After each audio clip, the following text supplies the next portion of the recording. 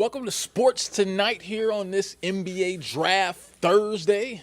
I'm sports producer Scott Pennyman here with another producer. Go ahead and introduce yourself, Lee. What's going on, guys? Lee Smith here. Back again. This is getting to be a habit now for you, Lee, right? I know, right? First you were hesitant, man. Now you're out here, man. And now I'm here. Now you're going to be the face of Sports Tonight pretty soon, man. It's been quite a few appearances. Hey, I think it's more of got to have a little bit of diversity over here. Can't have you and Emily doing everything all the time. I was going to say, do you like it or do you love it? You know what I'm saying? It's pretty fun, actually. It's not bad. Cool. Get over that first segment, and we're good. Cool. Hey, look, so after this, both me and you are getting ready to go to some Atlanta Hawks draft things. Oh, hold up. Before you start there, all right. I just want to. What do you got? I got this. Got the hat? This little guy right here. Got the hat? You got the draft hat? Flat bill snapback right here. Put it on. Oh.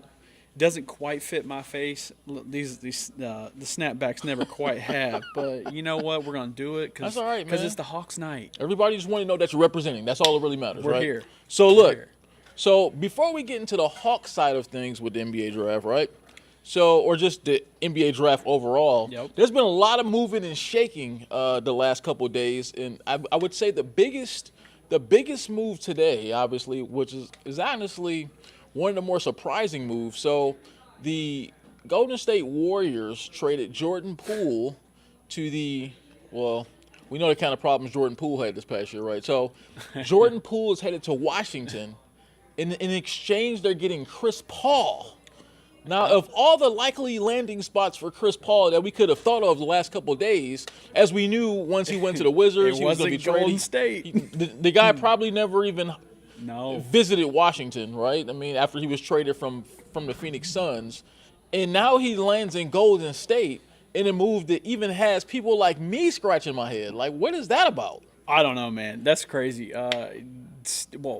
Jordan Poole getting traded, before we talk about Chris Paul, right. I think the whole thing with Jordan Poole was him and Draymond, they can't coexist anymore after right before the season where they got into a fight where Draymond hit Poole, and that was crazy. It just seemed like, for whatever reason, their whole dynamic this year was a little off. They weren't completely cohesive the whole time. But so I guess that makes it easier for the GM to just make these kinds of trades when you go out there and the locker room's not really gelling.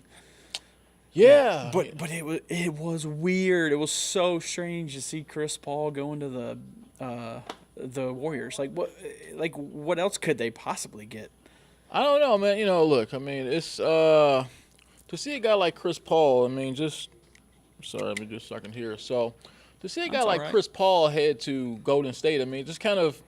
But look, one thing for sure: when the Golden State Warriors make moves, they've earned our trust. They've earned our trust as an organization because this is a team who's won 4 NBA titles, and they kind of won those NBA titles in unconventional fashion at that time. Then when Golden State started winning their NBA championships, it was 2015, they sort of revolutionized the way we thought about basketball, right? So for so many years, we thought that you couldn't be a jump shooting team and win an NBA championship because eventually those jump shots aren't going to fall. You can't play small ball. You can't, those are things that were seen as unconventional before Golden State started winning championships. I mean, they put Draymond Green at the center. He's like 6'6". Yeah. And they won titles doing that, right? So I think that the way Golden State management has seen the game of basketball has often been a little bit different than other organizations do, right? So I'm going to give them the benefit of the doubt on this one. I mean, it seems weird when you think about two of the great point guards of this era being in the same backcourt with Steph Curry and Chris Paul. It doesn't seem like it makes a lot of sense, but this is Golden State. They've earned the benefit of the doubt, so something tells me that they really have something up their sleeve. I mean, when you get Steph and Clay up there, you got Steph, Clay, Draymond. Let's see, who's a six? So they have Klay Thompson Looney, too, right? Yeah. And then you throw Chris Paul in there, who can take some minutes away from the other two guys. He can help them out. Yeah. And basically kind of preserve their legs for the rest of the season. I mean, that's just worth their weight in gold. I mean, no pun intended. But honestly, that's a big get for them. I mean, Would you say Chris Paul is a Hall of Famer, borderline Hall of Famer? For sure. You think so? Without question. Yeah. So anytime you can add a Hall of Famer, it's obviously going to bode well for your team. I mean, the guy's pretty much done. Well, outside of winning a championship, pretty much everything. That's it. I mean, that's all that's left. He's done everything else you can do. Yeah. So yeah, I don't know. It's just kind of weird to fathom the rich getting richer. Look, and for me, the other side of this is Jordan Poole, right? I mean, because Jordan Poole was a very important part of their championship team just last season. I mean, he played a very important role on that team. He was kind of like their spark, that offense off the bench. And just in 1 year of a span, how much has his life changed? I mean, he signed a big deal in the offseason, so he got his money. And then the season kind of starts where the video gets out where he gets punched in the face by Draymond Green. And that punch just seemingly changed their entire season. It changed it really seemed like it kind of changed their future. The dynamic was off, like I said earlier. I mean, anytime you got two teammates like that, there's no way that, you don't hold back some kind of animosity for the rest of the season. And I mean, it showed out on the court, but I mean, all coming to town. That's crazy. And I think you were right too when you mentioned about Draymond Green. I wonder if a lot of this trade is more so about they couldn't coexist anymore, him and Jordan Poole, because it just looked uncomfortable the entire season. You saw different things that went viral of different interactions that Jordan Poole had with Draymond and Steph Curry, and it was always really awkward. And I just wondered, did it just get to be a little bit too much? Did they just kind of look at things and go, look, I just don't think this is going to work out anymore. These two can't coexist. And, of course, they value Draymond Green more than they value Jordan Poole just because of what Draymond Green has meant to those 4 championships that they won, in opposed to Jordan Poole, who probably has his best days ahead of him. But I think they're in win-now mode. They want to get, at least another championship before this group with Clay and Steph and this sort of core. I think they feel like they can squeeze one more championship out of this core. So I think that's what this move is indicative of. So, look, man, we'll see, how it turns out, I mean, could you imagine if, like, a coworker punched you, then you were told to, go back to work with that same person? If a coworker punched me, man, he's going to have to see me every day. You know what I'm saying? That's crazy. Until I get my get backs. The guy punches me right in the face, and then I got to go work with him and pass him the ball and be in the same locker room. No, man. I mean, this relationship isn't repaired until I would punch you in the face back. That's when it would be repaired, honestly. It's crazy when you think about it. That's got to be hard. It's crazy. Yeah, but, look, I've worked with places where guys almost got into blows and had fights, so I think but we're talking about the NBA here, though. Everybody watches the NBA. Everybody gets to see it. It's international product, so, I mean, what a weird time. Cool. Let's step forward a little bit here. So, like I started the show with, I said that both me and you are going to be on our way to some NBA draft things, right? Yep. I mean, you'll be out there with the Hawks as they can kind of conclude their night, and I'm going over to the draft party over at State Farm Arena. So, big night, NBA draft. It's always really big. Not quite as big as the NFL draft night is, but still really, really big, though, and still some big things ahead for the for the Hawks and other teams. So, I guess not just the Hawks. We kind of got deep into the Hawks last night. They're picking 15th. It's kind of a weird place there. I mean, they could use it on a young player. They could package it to look. They've had several players who've been mentioned in trade scenarios. I've heard Clint Capella. Maybe the Mavericks have some interest. And John Collins. Yeah. So it seems like he's just been the guy. Yeah. Just ever since halfway through last season, he's just been the one name that's synonymous with trade and Hawks. And even DeJounte Murray, too. He's been a guy who I don't think they're going to trade, but his name has been brought up, too, in some trades, though. So, I mean. Hey, look, there's one person that's safe, and that's it. It's going to be Trae Young. Yeah, I mean, look, I think, as far as the Hawks moving forward, I think they'll probably pick a player at 15. That's what it seemed like. That's what Landry Fields, unless Landry Fields is like a really good poker player and had a really good poker face, he seemed like a guy that was set to take a pick at 15.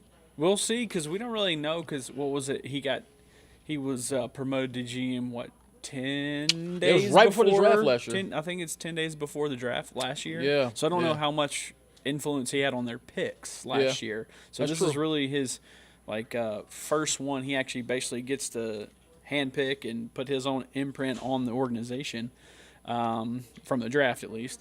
And I guess for me, this is really only a 3-player draft, I guess, or at least on paper. As far as the big names, yeah. Yeah, so pick 15 being, right in the middle, I don't really know what to expect. I don't really know. I mean, here's the thing. They need more defense. I can promise you that much. They need defense, defense.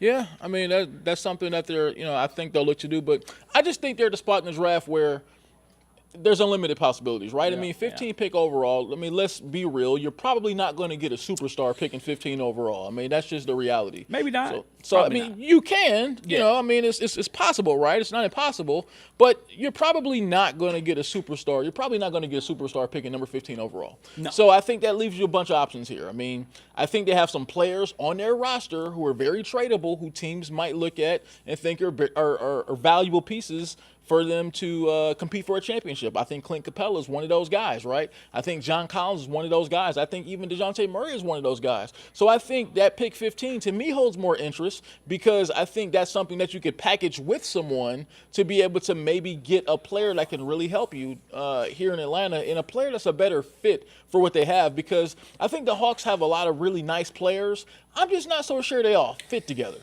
Yeah, of one name that I've been seeing from basically every which direction that they might go for pick 15 is Cason Wallace. From Kentucky, right? Yep, Kentucky. Yeah. 6'8" wingspan guard, Kentucky. I just saw some funny things here. Once you Let's go. Give me some funny. I like so funny. No. So as you were sitting there talking, right? So I decided to look up some of the players in NBA draft history that were taken number 15 overall, right? Okay. Sort of like the history of the 15th pick. So I'm not going to go through all these names because most of these guys are, I'm not going to call them scrubs because nobody in the NBA is a scrub. It takes a lot to even make it to that level. But are not household names, right? Yeah. I mean, they're kind of journeyman guys who bounce around from team to team. Yeah. However, when you scroll down a little bit, two of the best players, probably two NBA Finals MVPs, were taking number 15 overall in draft history, right? Giannis Antetokounmpo went 15 overall, and Kawhi Leonard. That's two. That's pretty good. Right. That's two past NBA Finals MVPs in the last 5 years that were taking 15 overall in their respective drafts. So, and I'd be willing to bet the Hawks would love either one of those players. Sure, right. But there's also a ton of guys here who you probably never heard of, right? Guys like look, I'm one of the biggest NBA fans out there, and there's names on this list I barely heard of, right? So yeah, so I think chances are you're not going to end up with a Kawhi Leonard or a Giannis type player picking 15 overall. But I do think it gives you some sort of trade bait to be able to maybe package it. So who do you think? I guess I'm just going back. Who do you think is really the gem of the draft? I mean, maybe top 2, 3. Like, where's your cutoff where it really kind of drops off? Well, I think like most drafts, I think this draft is really top heavy, right? I mean, because the NBA draft is way different from the NFL draft, right? I mean, the NFL draft, I think when you pick basically before round 4, you're expecting to get a player that can come in and probably start for you at some point. Whereas the NBA draft, I would say it's a crapshoot after you get out the top 5 most years. Oof. I mean, by the time you leave that top 5, I think most scouts will agree, and I think this draft is even a little bit tighter. I think most scouts in this draft, the top 3 guys are pretty much locked. I mean, not necessarily the order, because there seems to be some controversy about our Scoot Henderson, who's from Cal High School here. Yep. There's kind of been some discussions whether he should go number 2 overall to the Charlotte Hornets, or Randy Miller. Yeah, Miller from Alabama. Yep. It's been kind of, I guess, kind of depending on who likes who. But after those 3, after that, you just roll the dice, man. I mean, there's no telling who teams are going to go after you get outside those top 3. So, yeah. God, isn't that scary if you're a GM and you have no idea what you want to do? Or you have no idea how everything's going to turn out? And you're just hoping for the best. Well, I would say this. I would say we look at a draft and go, look, I don't know what the hell they're going to do after the third pick because we don't know any of these guys. Yeah. But these teams do. I mean, these teams have been scouting these guys. They've done their due diligence. They know everything about these kids. Most of these guys who are getting drafted, they've known about them for a couple years now. And they've been scouting them. They've been doing their work on them. They've interviewed them. So I think who's ever picking 4th and 5th and 6th, I think they have an idea what they want to do. But I do think this is the kind of draft, though, because obviously number 1 overall, Victor Wembanyama. I mean, he's the guy. He's going number 1. And so to be that big, to have those kind of ball skills, that's crazy. Oh man, I mean 7'4". I can't fathom. Like, could you just getting into a car, walking into a building, literally doing it, just existing? It's that big. Like, I can't fathom it. Hey, look, I'll tell you a quick one here. So just one guy in my neighborhood. I grew up in East Cleveland, Ohio, right? Please tell me you actually know a 7-foot tall person. I will tell you, look, anyone, and I'm going to repost this on my page later. So I grew up in East Cleveland, Ohio. So there was a guy, I lived on Superior Hill in East Cleveland, Ohio. There was a dude we used to call Tall Terry. And people who grew up with me, look, his name was Tall Terry. The guy was 7'5". I have no idea what happened to him, right? He was like a national treasure. He would walk down the street, and kids would gather in the neighborhood. He would walk to the corner of Glenmont and Superior. That was the name of the streets. And people would just surround him as he's walking down the street because he was just he was perhaps. So you're telling me 7'5"? He was 7'5". Just towering presence, huge man, and you just call him Tall Terry. Tall Terry, that was his name. You couldn't give him like Towering Terry. That sounds a little cooler to me. Come on now. The neighborhood gave him the name. I didn't. I was a little kid then, but we'd run up to him because he was like a treasure. We'd be like, "Wow!" And you could tell he was very uncomfortable with being that tall. It was kind of crazy. 7'5". Yeah, I'd imagine that. He was like 6'10" in 8th grade. Like nothing is your scale. Yeah. And he was actually every aspect athlete, of your life has to change. I mean, good Lord, you can't even go to sleep on a normal bed. You get a California King and it's still too small? Like, what do you do? Dude, I mean, this dude's shoe looked like a small car. I mean, that's how big it was. Crazy. You know, I'd never seen like 45s. This dude wore like a size, canoe or something. I mean, it was size canoe. It was crazy. I've never seen a human being that big before. So yeah, to answer your question, yes, I've seen a human being that big before, so I can kind of imagine it. Seriously, it was like ridiculous. He was ridiculously tall. Hey, let's jump into some baseball real quick before it gets behind us. We got to catch up on some baseball. Braves have been red hot, man. 8 straight wins. They're running away with this thing. Now, they're not on pace to have the record that I thought they were going to have. Well, okay, my prediction. Well, what was your record? It was a bold prediction. I said they were going to win 110 games. Oh. That was a bold prediction, right? Yeah. So they won 5-1. They beat the Phillies today. They jumped to 48-26. So they're not quite on my 110 win pace. But how far do you think this team can go? I mean, the sky's the limit, and they just beat the Phillies today, which just put them out of the NLDS last season. Yeah. So that was a nice little get back for them. But I mean, the postseason is that's a whole different animal. So I don't want to give a prediction right now of what they're going to do. But honestly, they could certainly make it to the World Series. I mean, they have the talent and they have the track record of being able to win big games, and it just like today they literally like two hits, and then they came back in the 10th inning. Yeah, they went off. The top of the 10th inning, they went off for five runs. Yeah, and it just nothing explodes for 5 runs, wins the game. So it's got to be pretty debilitating if you're a Phillies fan to see that happen, especially because they got the win on Tuesday too. Right. So they rained out last night, but they got the win on Tuesday. So 2-game road trip, they win both games right there, and it just seems like it's somebody different every day. And that's a trait of a championship level team. Yeah.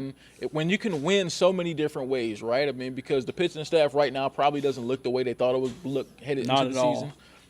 But they're finding ways to win. I mean, there's a different guy who steps up every night. Guys are stepping up into their roles. And to me, that's just the mark of a championship team. But that's what impressed me the most when I started covering the Braves, especially last season, but even into this season, is they're ability for the next man up. I mean, guys may go down, and there's always somebody different every night. I mean, whether it's Austin Riley or Michael Harris, it doesn't matter who it is. There's always someone who's going to step up, and they just have that. They have that confidence as a championship level team. And look, they're my favorites. They're my favorite to. They are. Yeah, all right. They're my favorite. I when the season started, I thought that they would have an excellent chance to win the World Series. Yeah. And there's nothing I've seen to this point that would change my initial feelings to start the season. The Rays and the Rangers are pretty dang good, too. They are. Those are very good teams, and the Rays started it this year like crazy hot, so I get it.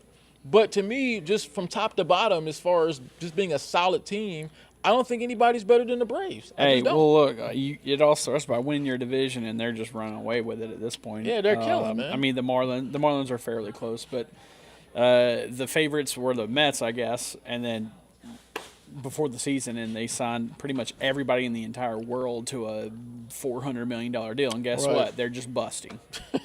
I mean, it's terrible. Those deals never seem to work out in baseball, do they? I mean, just think about the history of those. Very few do. Very few. But none for them this year, so that's fortunate if you're a Braves fan.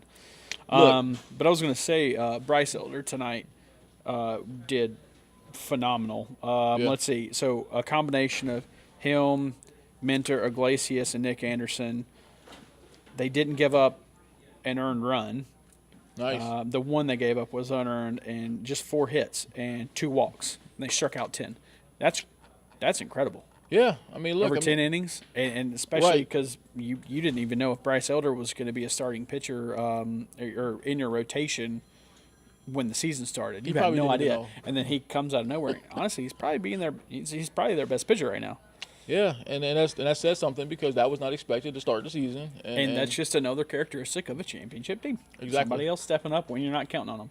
And that's why I expect them to be at the end of the year. But, of course, this is only June, and there's a lot of time left in the season, so it's really kind of hard to make those assumptions right now. But that's my story, and I'm sticking to it. Hey, look, so I want to get to – I think this one might be fun. I want to make sure that we save a decent amount of time for this one, right? Football, SEC football. Well, I'm just not going to say the SEC football season.